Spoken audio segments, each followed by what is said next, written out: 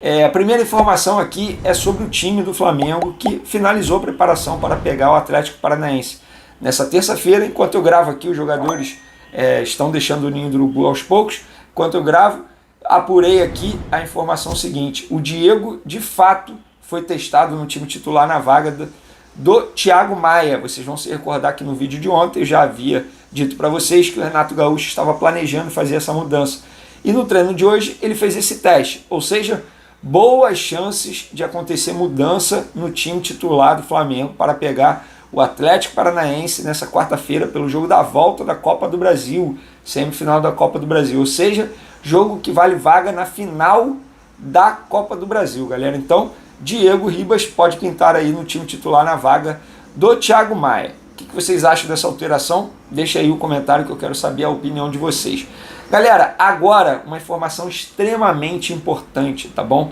Sobre um jogador chamado Gustavo Damasio. Jogador meio atacante, chegou ao Flamengo em fevereiro de 2020, depois de se destacar na Copa São Paulo de Futebol Júnior. Ele tinha 19 anos, completou 20 anos em fevereiro desse ano, tá?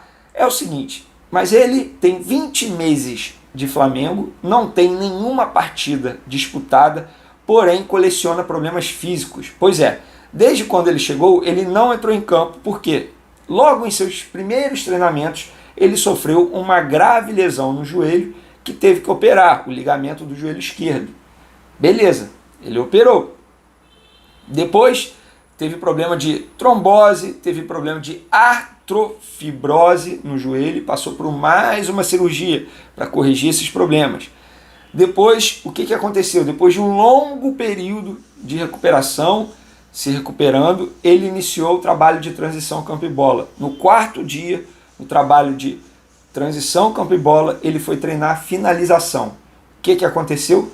Sofreu mais uma grave lesão no mesmo joelho e precisou operar ligamento novamente. Ou seja, em 20 meses de clube, ele passou por 3 cirurgias no joelho, teve trombose, teve artrofibrose e hoje em dia ele está sentindo aquela sensação de joelho frouxo, tá? Frouxo entre aspas, sentindo o joelho mole. E pessoas que eu conversei, fontes minhas lá do Flamengo, dizem que quando ele fica muito tempo em pé, a perna esquerda dele incha, que justamente é a perna que ele passou por 3 cirurgias no joelho esquerdo. Incha.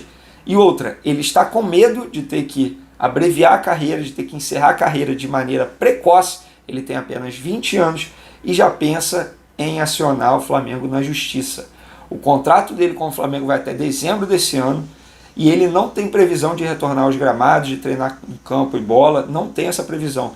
Nessa semana que o Flamengo colocou um fisioterapeuta exclusivo para ele lá no Ninho do Urubu, o Diego Paiva. É um fisioterapeuta que já trabalhou no time profissional do Flamengo, hoje trabalha na categoria de base e está sendo exclusivo para ele.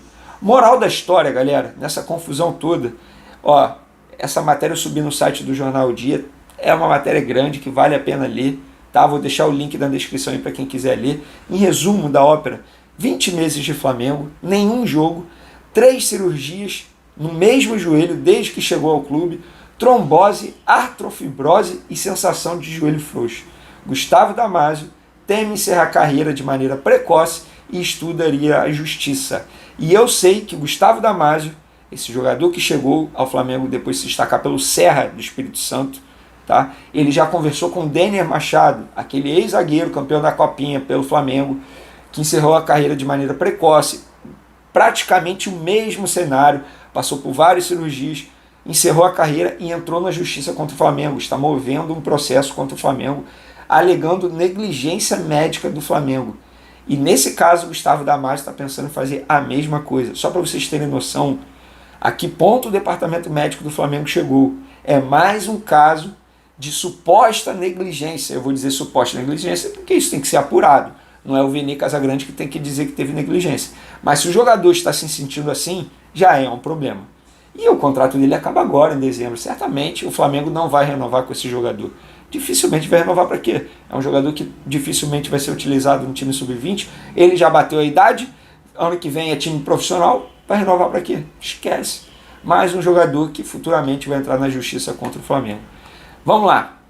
Outro assunto aqui, bastidores quentes. Vamos lá, eu apurei por que o Marcos Braz não deu entrevista coletiva hoje. Só para contextualizar, o Flamengo divulgou ainda ontem que Marcos Braz, vice de futebol do Flamengo, daria entrevista hoje, às 13 horas, pela Flá TV.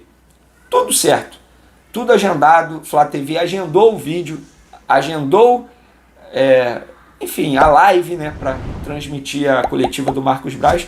Eu abri uma live aqui, 12h30, eu falei, opa, vou conversar meia hora com os meus inscritos, e depois a gente entra na live do Marcos Braz. O que aconteceu? O tempo foi passando, o atraso rolando. Infelizmente a gente acha normal a Flá TV se atrasar, porque é normal mesmo. Foi passando. Chegou uma hora que eu decidi encerrar minha live, porque deu 2 horas, eu sei como é chato ficar assistindo live grande. Então eu encerrei minha live. Quando eu encerrei minha live, a assessoria do Flamengo, que havia ficado calada, soltou um comunicado dizendo que a entrevista coletiva do Marcos Braz não iria mais acontecer. 2 horas depois, exatamente 2 horas depois do combinado, às 15 horas, a assessoria de imprensa do Flamengo divulgou isso, que a entrevista com o Marcos Braz não iria mais acontecer. E não explicaram o motivo. Eu fui apurar o motivo. E olha, teve queda de braço na diretoria do Flamengo. O que aconteceu? O departamento de futebol marcou essa entrevista coletiva, porém, o VP de comunicação do Flamengo, que se chama Gustavo Oliveira, não gostou, foi contra, conversou com Rodolfo Landim, argumentou com Landim, deu os argumentos ao Landim que não seria uma boa essa entrevista coletiva nesse momento, justamente porque nessa quarta-feira tem uma decisão para o Flamengo entra em campo, é um jogo que vale vaga na final da Copa do Brasil, conversou com o Landim, teve essa queda de braço, pessoas foram a favor, pessoas foram contra, e nisso tudo a gente esperando, quando eu digo a gente, é vocês torcedores e nós da imprensa também, a gente esperando, e depois chegou uma hora que decidiram, bateram o martelo e falaram, não vai ter entrevista coletiva. Ou seja, Marcos Braz foi vetado de dar entrevista coletiva. Landim achou melhor focar nesse momento de decisão e entende que a entrevista coletiva tem que acontecer em um outro momento, um momento mais oportuno. Essa foi a palavra utilizada por pessoas lá do Flamengo para me contar isso tudo que aconteceu. Ou seja, a entrevista coletiva do Flamengo com o Marcos Braz não aconteceu porque Gustavo Oliveira, VP de comunicação do Flamengo, foi contra e o Rodolfo Landim acatou o pedido do Gustavo Oliveira e não liberou essa entrevista coletiva. Então, Marcos Braz, na minha opinião, perdeu essa queda de braço aí com Gustavo Oliveira, com a diretoria do Flamengo, perdeu essa queda de braço. E por conta disso não teve.